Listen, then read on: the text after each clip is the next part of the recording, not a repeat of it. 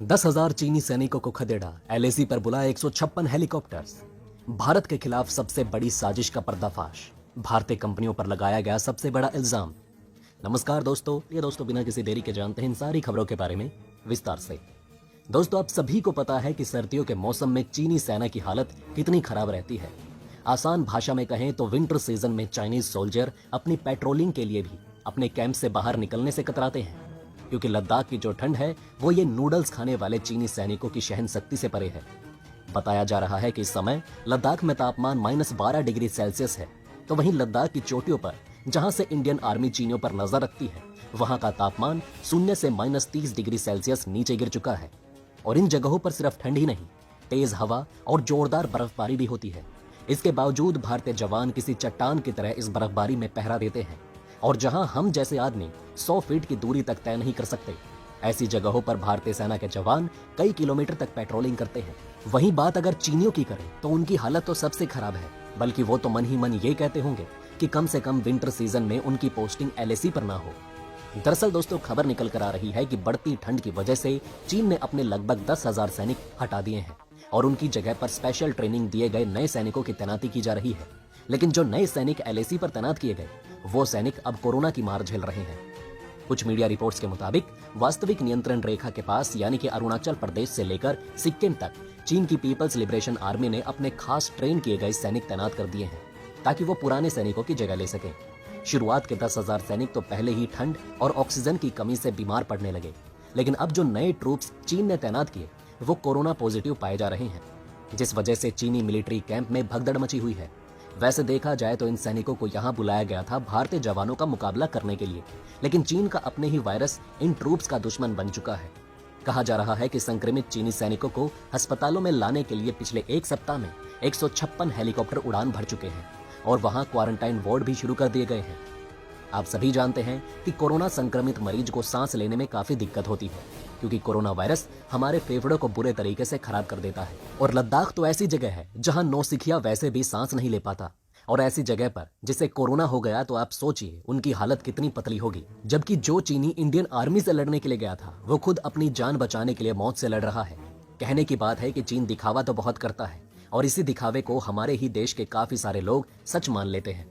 उन्हें आज भी यही लगता है कि चीनी सेना भारतीय सेना से कई गुना ताकतवर है, और अगर भविष्य में भारत चीन से युद्ध करता है तो भारत ज्यादा समय तक चीन के आगे टिक नहीं पाएगा।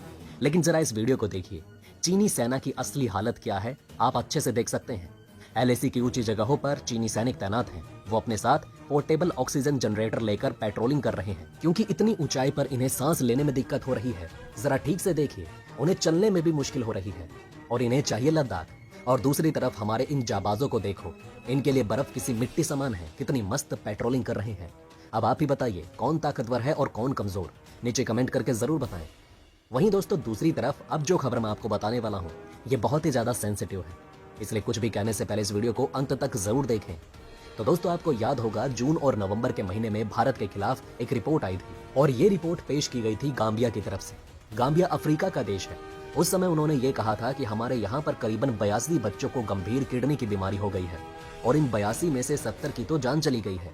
साथ ही उन्होंने ये भी WHO को कहा कि जो 70 बच्चों की जान गई, इनका मेन कारण है भारत की कंपनियों द्वारा बनाया गया एक कफ सिरप, जिसमें जो केमिकल इस्तेमाल किया गया है और वो स्टैंडर्ड क्वालिटी का नहीं है।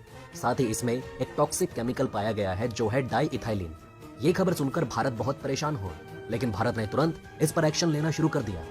जिस भारत की प्राइवेट कंपनी ने ये कफ सिरप तैयार किए थे, उनके सैंपल भरे गए, उनकी जांच शुरू कर दी गई, और फिर राज्यसभा में भारत सरकार ने यह बताया कि हमने इस कंपनी के कफ सिरप की बहुत ही गहन इन्वेस्टिगेशन की है, लैब टेस्टिंग भी बहुत बारीकी से की गई, लेकिन हमें एक भी ऐसा केमिकल नहीं मिला जो खराब क्वालिटी का हो। साथ ही गाम्बिया जो कह रहा है कि भारतीय कंपनियों द्वारा बनाए गए कफ सिरप में डाई इथाइलिन नाम का टॉक्सिक केमिकल मिला है, तो हमने सब के सब एडवांस लेबोरेटरी में इसकी टेस्टिंग की है, लेकिन हमें इस तरीके का जहरीला पदार्थ इस कफ सिरप में नहीं मिला। अब जैसे ही भारत ने यह रिपोर्ट राज्यसभा में पेश की, उसके तुरंत बाद यह मामला तत्काल दब गया और पिछले कई महीनों से शांत पड़ा था। लेकिन अब यह मामला दोबारा फिर से उठाया गया है। दरअसल अब इसे उठाया है उज्बेकिस्तान ने। उज्बेकिस्तान ने यह रिपोर्ट किया है कि हमारे देश में करीब 21 बच्चों की किडनी और रेस्पिरेटरी डिजीज से गंभीर रूप से बीमार चल रहे हैं, और इन 21 बच्चों में से 18 की दुखद मृत्यु हो चुकी है। आगे उज्बेकिस्तान ये कहता है कि हमने ये पाया है कि इन्वेस्टिगेशन में इन 21 बच्चों ने भारतीय कंपनियों द्वारा बनाए गए डॉक 1 मैक्स नाम का कफ सिरप लिया था और इस कफ सिरप में इथाइलिन ग्लाइकोल नाम का एक टॉक्सिक पदार्थ पाया गया है, जिसकी वजह से यह पूरा कांड हुआ। वहीं बात करें, कुछ रिपोर्ट ये भी बता रही है कि इस कफ सिरप में पैरासीटामोल मौजूद था और बच्चों के माँ बाप ने बिना डॉक्टरों के परामर्श के इस कफ सिरप को अपने बच्चे को दिया, क्योंकि इसमें पैरासीटामोल मौजूद थी और बच्चों को किसी भी प्रकार का बुखार नहीं था। इसलिए बच्चों को किडनी और रेस्पिरेटरी से संबंधित बीमारियां हुई और बाद में उनकी मृत्यु हो गई। लेकिन कारण चाहे जो कुछ भी हो, बच्चों की दुखद जान गई है, इस बात से इनकार नहीं किया जा सकता। इसलिए WHO भी इन्वेस्टिगेशन करेगा और भारत सरकार भी इसकी जांच शुरू कर चुकी है। जो ये कंपनी थी, इसकी फैक्ट्री थी नोएडा में और वहीं से इनके सैंपल भरे जा चुके हैं और इनकी जांच बहुत ही गहनता से की जा रही है और भारत सरकार इस बार इस पूरे मामले का बहुत सीरियसली ले रही है। इसका सबसे बड़ा कारण यह है कि अब से 3 दिन पहले ये खबर निकलकर सामने आई थी कि भारत की जो फार्मा इंडस्ट्री है वो बहुत तेजी से ग्रो कर रही है। हमने भी आपको बताया था कि भारत इस साल फार्मा एक्सपोर्ट के मामले में सारे रिकॉर्ड तोड़ देगा और तकरीबन $27 बिलियन का एक्सपोर्ट करके इतिहास रच देगा। अब इस खबर के 2 दिन बाद ही इस खबर का आना कि भारतीय दवाइयों से बच्चों की जान जा रही है, ये कहीं ना कहीं बड़ी शंका पैदा करता है। इसलिए भारत सरकार इस मामले की गहनता से जांच करेगी कि वाकई में क्या भारतीय दवाइयों में दिक्कत है या फिर कुछ देश मिलकर या कुछ विदेशी फार्मा कंपनियां मिलकर भारत की फार्मा मार्केट को गिराने की कोशिश तो नहीं कर रही। हर एक एंगल से इसकी गहन जांच की जाएगी।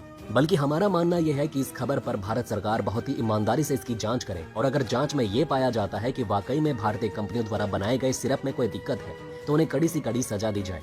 लेकिन अगर ये पाया जाता है कि कफ सिरप में कोई दिक्कत नहीं और कुछ कंपनियां मिलकर भारत को गिराने की कोशिश कर रही है तो उन्हें भी उतनी ही बराबर की कड़ी सजा मिलनी चाहिए। हालांकि दोस्तों, इस पर आपकी क्या राय है, कमेंट करके जरूर बताइएगा। इसी के साथ मैं मिलता हूं आपसे ऐसे ही किसी अगली वीडियो में। तब तक के लिए बने रहे हमारे चैनल पर। जय हिंद, जय भारत।